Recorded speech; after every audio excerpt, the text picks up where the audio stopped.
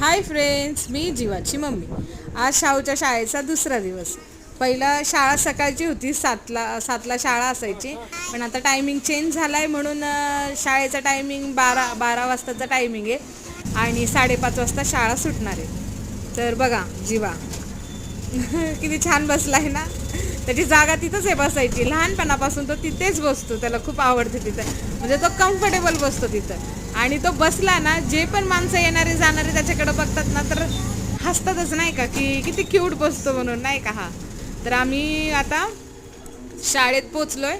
आता शाहूला आम्ही सोडायला आतमध्ये म्हणजे जातो. आता 12ची शाळा झाली आहे, तर दुसरा दिवस असल्यामुळे टायमिंग थोडंसं होतंय असा. तर आत मी त्याला सोडायला चाललोय. तर फ्रेंड्स, व्हिडिओला लाईक करा, शेअर करा, सबस्क्राईब करा. बाय.